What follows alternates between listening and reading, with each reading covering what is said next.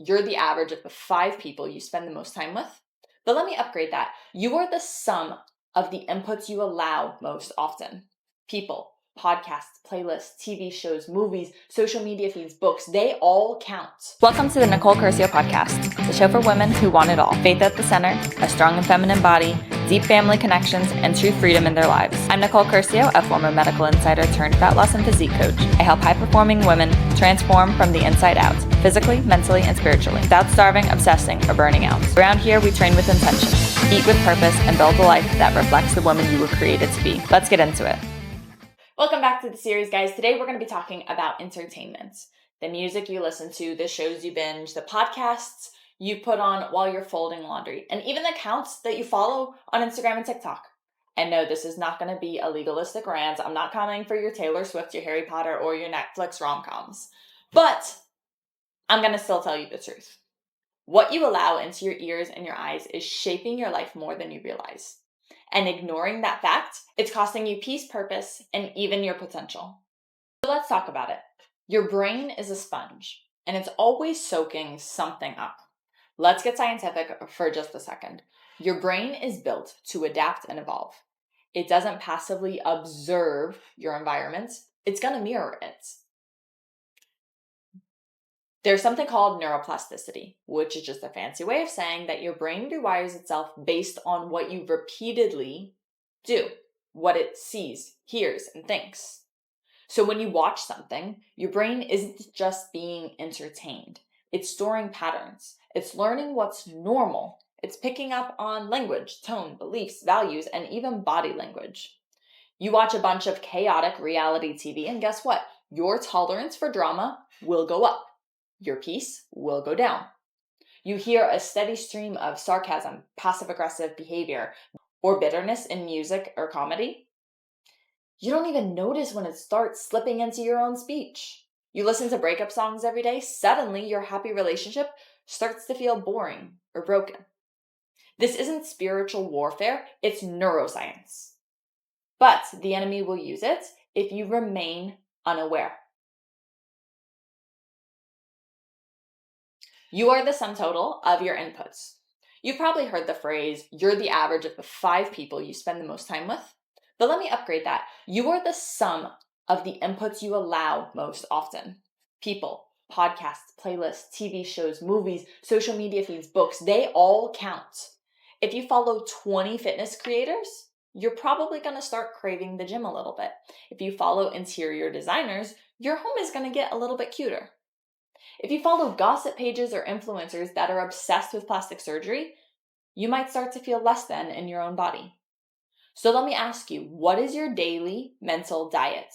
Are you consuming messages that build your future or ones that numb your brain and keep you stuck? You would never eat expired food for every meal and expect to feel energized and healthy. So why do you consume expired content, bitter, broken, toxic messages, and then wonder why you feel so anxious, unmotivated, and stuck all the time? So let's talk about podcasts and playlists. Those are your audible influence. And let's get practical. Are you listening to podcasts that are growing you, teaching you about money, real estate, healing, leadership, finances, and relationships? Or are you just feeding into curiosity and your own insecurity? Be honest. Do you gravitate more towards celebrity drama podcasts, true crime, murder mysteries, why men ain't podcasts? Again, I'm not here to throw shade at you. I'm just here to bring awareness because your brain doesn't compartmentalize the inputs that you're putting in. It just absorbs it all.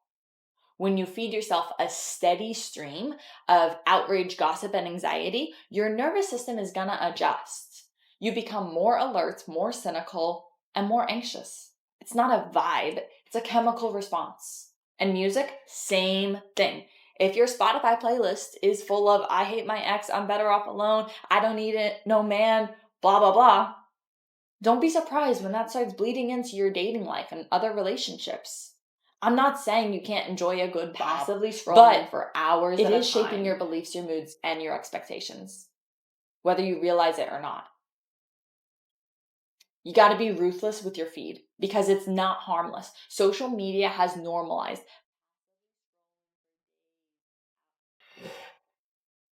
But let's be real. You're not just catching up. You're training your brain. You're normalizing a certain lifestyle. You're either raising or lowering your own standards, one swipe at a time. You can follow creators who inspire you, educate you, and call you to higher, or you can follow ones who stir comparison, envy, discontent, or distractions. You get to decide that though. If you want to be more generous, you got to follow people who give. If you want to be more disciplined, follow people who are. If you want to be healthier, unfollow the food blogger who's always posting desserts with no context. It sounds silly, but it's not. You're being shaped every single time you open that app. So here's the 95-5 rule. You got to be intentional. Don't be legalistic. And I want to be clear. I'm not saying you have to throw away all your rom-coms or delete your entire music library. I watch normal TV, I listen to normal music, but 95% of what I allow in, it's completely intentional. I let in content that shapes me towards my goals. Content that builds me spiritually, mentally, financially, physically, emotionally. Content that stretches my thinking, sharpens my vision, and aligns my life with what I want to build. And then I get my 5% guilty pleasures. I watch the silly movie with my husband. I listen to a throwback song that reminds me of college. But even that 5%, it's not reckless. It's not subconscious. It's chosen. If I start noticing something popping up in my mood and my values and my motivation and my thoughts in my own verbiage, I cut it off, period. Not because I'm better than anyone, but because I know how powerful the media is. And I refuse to let something that cost the studio $200 million to manipulate me into undoing everything that I've been building in silence with God. So here's your homework. Audit your inputs. Go through your Spotify, your podcast subscriptions, your Instagram follows, your YouTube history, and ask yourself, is this making me better? Does this feed represent who I want to become? Is this helping me heal, grow, build, and lead? Or is it numbing me? Is it making me anxious? Is it reinforcing old beliefs that God is trying to break off of me? You got to be honest, be ruthless, protect your mind like it is your most valuable asset because, ladies, it is. The content you consume is content that's consuming you. You can't build a powerful life on weak inputs. And you don't have to be perfect, but you do have to be more intentional. God can't multiply what you're feeding with poison. He wants to elevate you, but your inputs have to match your assignments. So you got to start today. Edit your media, guard your eyes, guard your ears, because that is how you guard your heart. Strong, sexy, and unapologetically confident.